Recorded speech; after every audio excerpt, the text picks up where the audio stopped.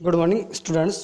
Now discuss करते हैं breast cancers. और ब्रेस्ट कैंसर्स के अंदर अपन सबसे पहला पॉइंट्स लेते हैं इसका introductions.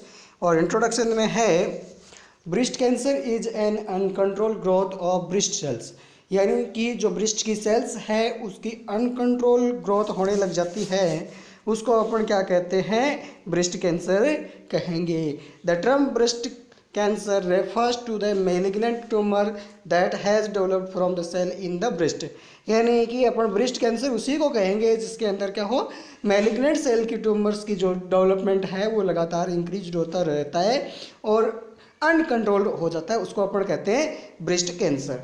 Breast cancer occurs anywhere in breast but most are found in the upper outer quadrant, यानी कि वैसे तो क्या कहता है कि ब्रेस्ट कैंसर है वो पूरे ब्रेस्ट में कहीं पर भी हो सकता है, लेकिन जो अपर क्वाड्रेंट है वहाँ पर होने के चांसेस सबसे ज़्यादा रहते हैं। Where most breast tissue is located, यानी लोकेटेड स्थित होते हैं कहाँ पर, अपर पार्ट्स के अंदर। Usually breast cancer either begins in the cells of the lobules which are the milk producing glands or the ducts, the passage that drain milk from the lobules to the nipples. Less commonly breast cancer can begin in the stroma tissue which include the fatty and fibrous connective tissue of the breast, यानी कि इसके अंदर जैसे मान लो normal structures के अंदर है वो क्या होता है, या तो उसके अंदर फैटी टिश्यूज़ होते हैं या फिर क्या होते हैं, फाइबर्स कनेक्टिव टिश्यूज़ होते हैं, वो प्रेजेंट रहते हैं, तो उनकी अनकंट्रोल ग्रोथ होने लग जाती है। अब नेक्स्ट अगर इसके बात करें इसके अंदर कि the breast is site in the breast chest muscles that cover the ribs, यानी कि जो ब्रेस्ट है उनको कवर करने का काम किसका होता है, मसल्स होते हैं, चेस्ट मसल्स और रिब्स है वो होती है। अब इसके अंदर है each breast is made up, प्रत्येक ब्रेस्ट है वो 15 से 20 लोब्यूल्स होते हैं इसके अंदर, और lobules contain many smaller lobules, और उसके अंदर भी छोटे छोटे कई लोब से प्रेजेंट होते हैं। Lobules contain group of tiny glands, ये क्या होते हैं, टीनी ग्लैंड्स के जो ग्रुप्स होता है वो, और दैट कैन प्रोड्यूस मिल्क, और ये मिल्क प्रोडक्शन का काम करते हैं। Milk flow from the lobules through thin tube called the ducts और टू द निपल्स, और जहाँ पर ब्लड जो ये मिल्क है वो इकट्ठा होता है, दूध इकट्ठा होता रहता है, उसको डक्ट्स कहते हैं, और डक्ट्स के बाद वो कहाँ आता है, निपल्स के अंदर आता है। The nipples is in the centre of the dark area of skins called the areola, यानी कि इसके अंदर क्या होता है कि निपल्स के बीच में जो डार्क पैलेस होता है वहाँ पर जो बीच में महीन एक छिद्र होता है उसको एरियोला कहा जाता है। Fat fills the space between the lobules and ducts, और जो क्या करती है, फेड्स है वो लोब्यूल्स के अंदर जो स्पेस होता है उनको कवर कर लेते हैं। अब यहाँ आपको दिखा रखा है ब्रेस्ट का फिगर्स, ब्रेस्ट कैसे होता है, तो इसके अंदर पेट बता रखा है, लेक्टिफेरस साइनस दिखा रखे हैं, एरियोला दिखा रखा है, निपल्स दिखा रखे हैं, और इसके अलावा पेक्टोरिलिस मेजोरा दिखा रखा है जो मसल्स हैं, और इसके अलावा lobules of A mammary glands दिखा रखी है आपको। इसके बाद अगर बात करें the breast also contain lymph vessels, और ये ब्रेस्ट है वो लिम्फ वेसल से बने हुए रहते हैं। These vessels lead to small round organs called lymph nodes, और जो ये स्मॉल राउंड्स लोब्स होते हैं उसको लिम्फ नोड्स कहा जाता है। Group of lymph nodes are near the breast in the axilla, यानी कि एक्जिला साइड्स के अंदर इसमें ज़्यादा से ज़्यादा निपल्स पाए जाते हैं। अबो द कॉलर बोन्स, उसके ऊपर कॉलर बोन्स होती हैं। In the chest behind the breast bones, और पीछे की ओर क्या होती है, इसके ब्रेस्ट बोन होती है। And in many other parts of the body, और बॉडी के और भी विभिन्न पार्ट्स होते हैं। The lymph nodes trap bacteria cancer cells और अदर हार्मफुल सब्सटेंस हो सकते हैं। अब है form of A breast cancer, breast cancer की फॉर्म कौन कौन सी होती है। फर्स्ट है इन्वेजिव डक्टल कार्सिनोमा, इसके अंदर है this type of breast cancer develop in the milk duct and account for about 79% of cases, यानी कि इन्वेजिव के जो डक्टल कार्सिनोमा होता है उसके लगभग 79% चांसेस रहते हैं कि यही कैंसर है होता है। It can break through the ducts valve and invade the breast fatty tissue and metastasize, यानी कि लगातार क्या होता है कि ये है वो इन्वेड कर जाते हैं और फैटी टिश्यूज के अंदर लगातार ग्रोथ करना शुरू कर देते हैं, और इसके अंदर other parts of the body through the blood streams और लिम्फ स्ट्रीम्स, लिम्फेटिक सिस्टम्स के द्वारा या फिर ब्लड स्ट्रीम के द्वारा ये विभिन्न दूसरे ऑर्गन्स के अंदर चला जाता है। नेक्स्ट है invasive lobular carcinoma. Invasive lobular carcinoma है this type of breast cancer about केवल 10%, यानी केवल 10% चांसेज होने के इसके चांसेज रहते हैं of cases and originate in the breast milk प्रोडक्टिंग lobules, और ये मिल्क प्रोड्यूसिंग लोबल्स है वहाँ से शुरुआत होती है और इसकी, और it can spread to the breast fatty tissues के अंदर चला जाता है and other places in the body, और बॉडी के दूसरे भागों में चला जाता है। अब मेडुलरी और म्यूसिनस और ट्यूबुलर कार्सिनोमाज कहते हैं इसको। ये होता है वो केवल क्या होता है, स्लो ग्रोविंग होती है इसकी, और ये लगभग 10% लोगों में प्रेजेंट होता है। फिर है पेस्ट डिजीज। पेस्ट डिजीज है दिस परसेंटेज अबाउट 1%, केवल 1% है वो इस तरह से ब्रेस्ट कैंसर हो सकता है। It starting in the milk ducts of the nipples and spread to the areola, dark circle around the nipples के पास तक ये पहुँचे सकता है। नेक्स्ट है इन्फ्लामेटरी कार्सिनोमा हो सकता है।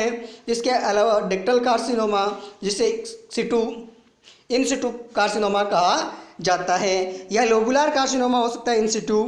अब ब्रेस्ट कैंसर रिस्क फैक्टर्स कौन कौन से हो सकते हैं इसकी बात करते हैं अपन रिस्क फैक्टर की। तो रिस्क फैक्टर के अंदर है breast cancer risk factors, no one known a the exact causes of the breast cancer, यानी वैसे इसी का कोई भी अपन ये एग्जैक्ट नहीं कह सकता कि इसका एक ही रिस्क फैक्टर होता है। फिर भी अपन कहते हैं risk factor is anything that increase your risk of developing the breast cancer, यानी कि अपन रिस्क फैक्टर किसको कह रहे हैं, जो ब्रेस्ट कैंसर को इंक्रीज करता है, जो ब्रेस्ट कैंसर को बढ़ावा देता है। Many of the most important risk factors of breast cancer behind your controls, यानी कि कुछ ऐसे फैक्टर्स होते हैं जो अपने कंट्रोल्स में रहते हैं और कुछ ऐसे फैक्टर्स होते हैं जो अपने कंट्रोल में नहीं रहते। जैसे नहीं रहने वालों में है फैमिली हिस्ट्री, अगर किसी के पहले हो रखा है तो वो होगा, एज है, इसके अलावा मेडिकल हिस्ट्री रही है किसी की तो वो होगा ही उनके। However there are some risk factor you can control such as, जैसे मान लो कुछ आप कंट्रोल कर सकते हो, जैसे वेट है, फिजिकल एक्टिविटीज़ है, एल्कोहल कंजप्शन है। Studies have found the following risk factor of breast cancer, और इनको अपन कंट्रोल कर सकते हैं। अब फर्स्ट है एज। एज के अंदर है कि the chances of getting breast cancer goes up of a women gets older, यानी कि वो लेडीज़ जो ज़्यादा मान लो कि एज का पार कर चुकी है उसमें चांसेस ज़्यादा रहता है, और इसके अंदर बता रखा है कि ये 60 साल तक है वो सबसे ज़्यादा, और 60 साल के बाद ज़्यादा होता है। दिस कैंसर की disease is not common before menopause, और ये मेनोपॉज से पहले नहीं होती। अब दूसरा है जेंडर। जेंडर के अंदर है beginning women is the most significant risk factors for develop the breast cancer, यानी कि ब्रेस्ट कैंसर होने के चांसेस पुरुषों की बजाय महिलाओं में ज़्यादा होता है और हाई होता है। Through the man can get breast cancer, to women's breast cancer are constantly causing growing male that due to the activity of the female hormones estrogen और प्रोजेस्टेरोन हार्मोन के कारण ये एक्टिविटी ज़्यादा होती है। अब है personal history of breast cancer. Breast cancer की पर्सनल हिस्ट्री में आता है वुमेन हैड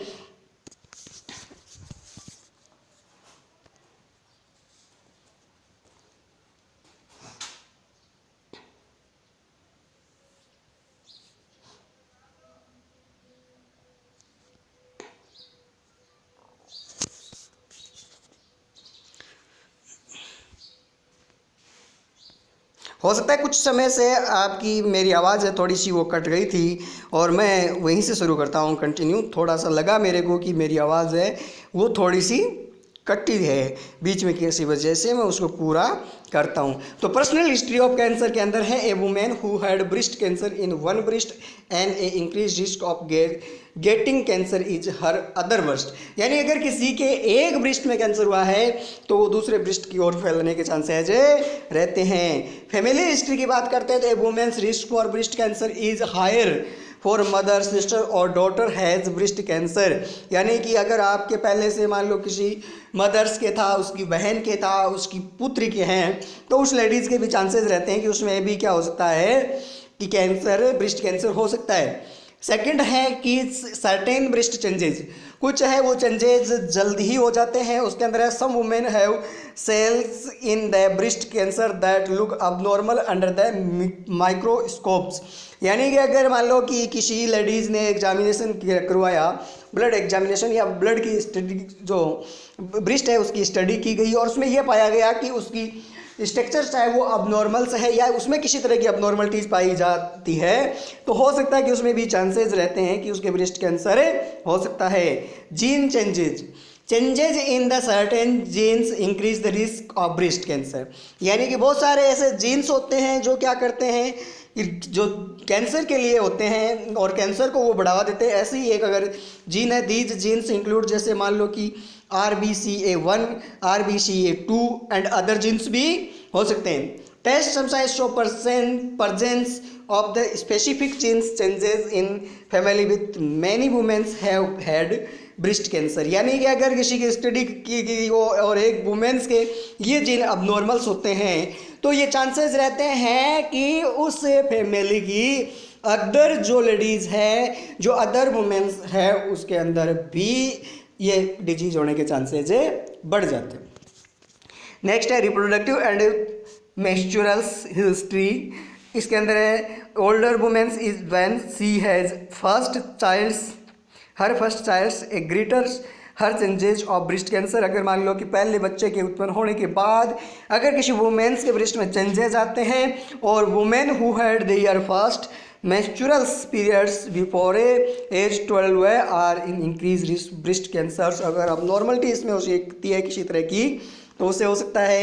इसके अलावा अगर मैं सीधे बात करूँ आगे रेडिएशन थेरेपी से टू द चेस्ट को अगर रेडिएशन थेरेपी दी गई है किसी वजह से तो उसमें भी लगभग ये रहता है कि उनके भी चांसेस रहते हैं कि वो ये इससे पीड़ित हो सकती है। अगर मान लो रेडिएशन थेरेपी चेस्ट में किसी तरह से प्रोवाइड करवाई गई थी उनको, तो उनकी वजह से क्या हो सकता है, उसके अंदर ये डिजीज हो सकती है प्रेजेंट।